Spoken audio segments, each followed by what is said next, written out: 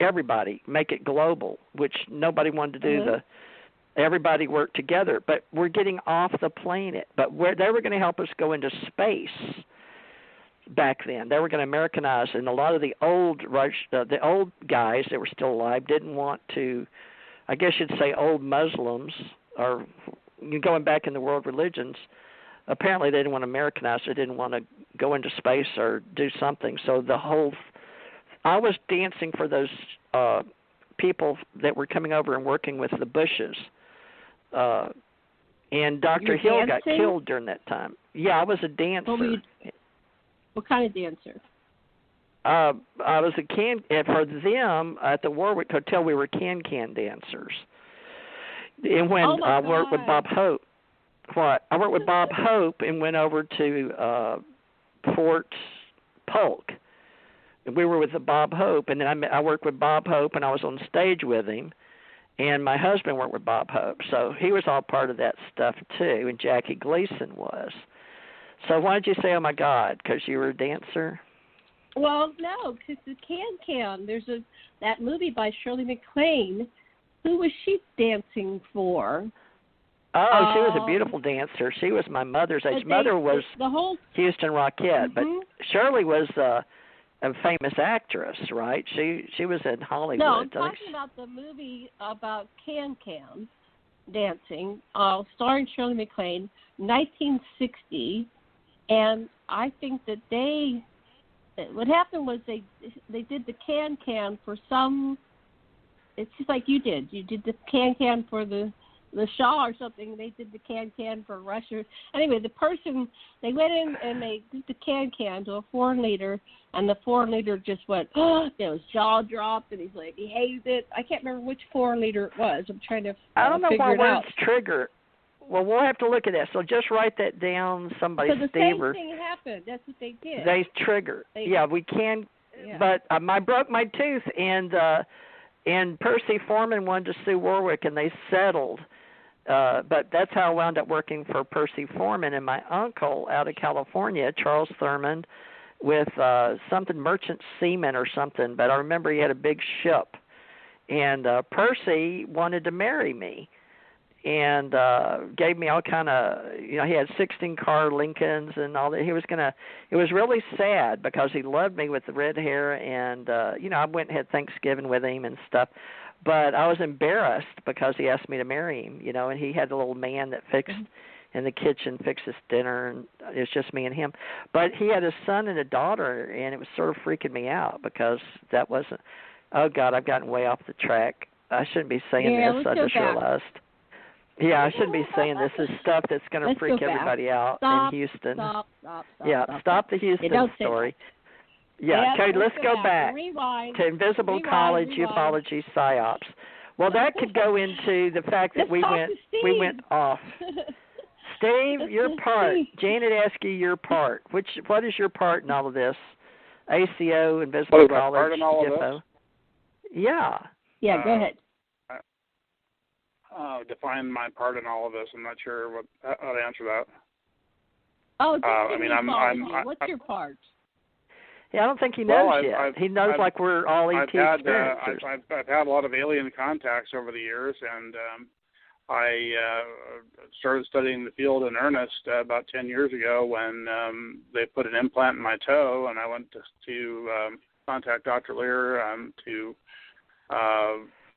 start an investigation into it, and he gave me a prescription to get it x-rayed, and gave me a copy of the film, and I knew I was going to see something on the film, but when I did, it pretty much changed my life forever, and I've been an abduction researcher and a scientist who studies alien implants and other UFO physical evidence ever since, and I also want to get this information out to the public, or at least to the elements of the public that are ready to hear the information. I'm not interested in shoving it down people's throats that aren't ready for it, but at the same time, I think the people that want to hear this deserve to hear it, that we're in contact with alien races, and that we're not alone in the universe, and I don't think the government really has the right cover that up. I mean, like I said, I would like to be pro-government on this score, but they have a huge agenda in covering up information about this, and it's about national security, but we're going off planet. So, Steve, let's make an agreement on some level, because as long as people are in fear of being abducted, that's fear. Part of it's fear porn. So we have to, and Janet and I deal with victims versus agreements, or those that have had past lives or understand that we're all aliens anyway. Regardless of the world religions, we're all created somewhere out in space. And a lot of people in science just say they're stardust. But if you believe that alien civilizations exist, that's one level. Now, whether you're part of a family up there or a certain part, or you just happen to be part of the family that likes to check on the people and see how they're physically doing and checking on them, because what other reason do they have? Why do they only choose certain people to put certain things in when my group said, now I'll just share this with you, Allied Command that I worked with was way above all this Stellar Command or this Solar Command or Solar Warden or any of those inner Valhalla or inner Earth people, okay, because they're millions of years old, if not billions. But they did observe, and Janet, and we discussed this last week, Steve, with you, Vril, and how you remember that. So we need to separate all that. But now we did this with alien hunters. There are alien hunters, and Tommy is now falling over there with Daryl Sims. They went, and Daryl, went with that, with you and Dr. Lear. But now Dr. Lear's no longer there, but I think Daryl told me he had some other people lined up now, and he's going over to the UK for the UFO Truth magazine group, which we're working with Tina Bird and some other people. So we can handle the alien hunters and the implants and all that under the Alien Hunters Organization, if you want. The UFO Association can pick up part of the MUFON people, I guess, if they want, or not everybody wants to pay $5 a month to do research in their database. But we've got to start our own database. Now, Janet has 6 years prior of people she's had come on Aquarian Radio, so each of us that are independent contractors can have their own databases. And so what I need to do between the three of us is decide, like Janet doesn't like to, Janet, how would you say it? Misha, my lab program, that we call them the victims against their will. I don't want to go into calling anybody negative or anything. That's a private conversation. Well, you got to separate them though, Janet. You have to, what I'm because saying aliens. Okay, but I don't want to evoke any private conversation. What I just want to say about that is, there are different categories of people's experiences, and they come. A lot of people start in the victim mode, where that's the term abducted. They've been abducted, and they put in an agreement. But if you do your work on it, a lot of people realize, oh yeah, I did agree to it, and that's like Dolores Cannon said, there's the 3 waves of volunteer. So they come to the realization, oh, that was what I had volunteered to do. But my ego self, the ego person, goes into fight or flight responses to some kind of out-of-the-box stimuli that they can't explain. So all of a sudden they see, like when I was a child, I would see this reptilian. He was dressed like the Grim Reaper, right? And he would come out of a portal in my backyard. It was actually my neighbor's yard. And we would do this kind of battle, much like what was videoed or filmed in Harry Potter. So Harry Potter dealt with the ring wraiths, or whatever they called them. They looked like the Grim Reaper. They're this kind of evil ghostly being that comes and tries to suck your soul out of your body, right?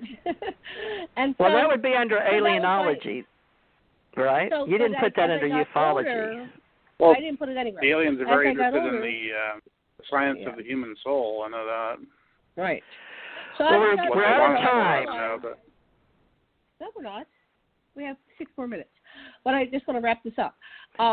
When I got older and I did my work on it and I did hypnosis on it, what I realized was he was just trying to communicate with me. And reptilian telepathic communication is much more intense than the gray telepathic communication. I wasn't used to it. When you're dealing with the reptilian, it's so intense because they are totally transplant. They have no secrets in their society from one another at all. They're like they're one. But there is some separation between self and apparent other in other species that are telepathic. So that's why it felt so intense.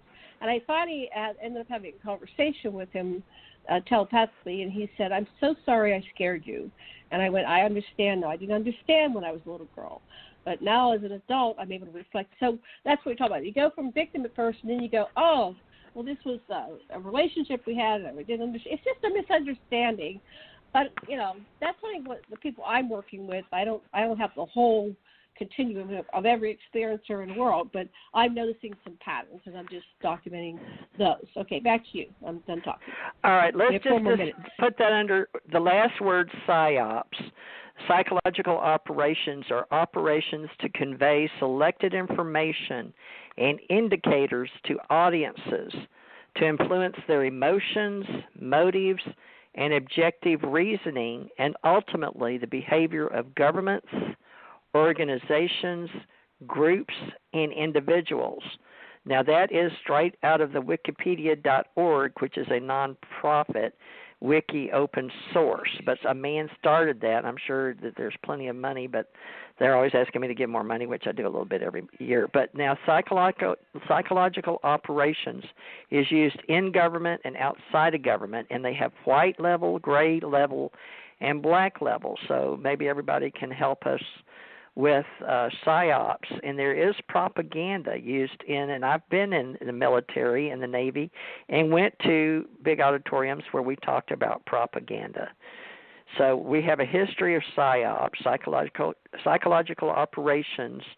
Our PSYOP, our planned operations to convey selected information and indicators to audiences, blah, blah, blah.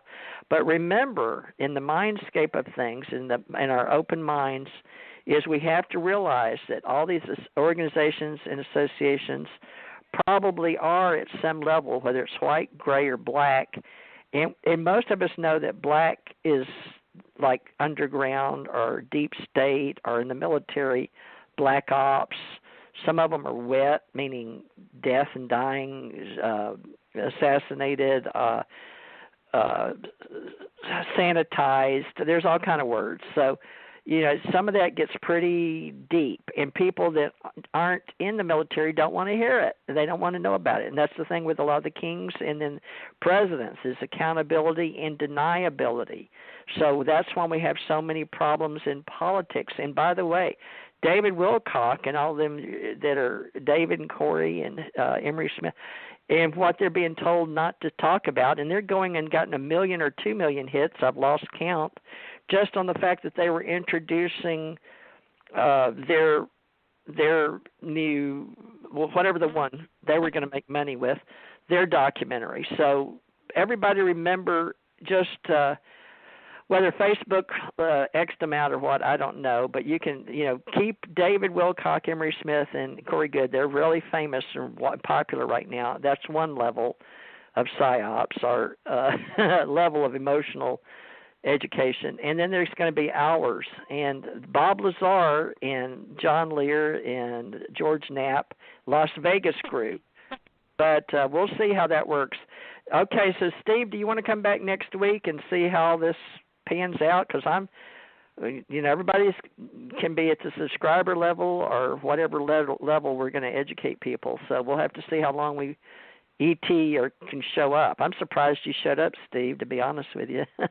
You going to come back next week? Yeah, sure, I'll come back. Janet, you want to come back next week? I'm supposed to be the co-host on this. I think I'll be here unless something happens. I get sick or something, but I'll be here. Yeah.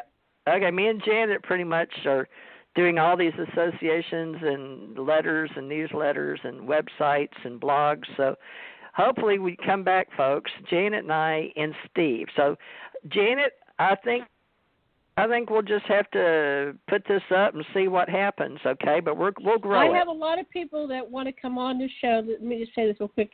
So write to me at aquarianradio@gmail.com if you want to come on the show and You have something to present, talk about. That's what I was trying to talk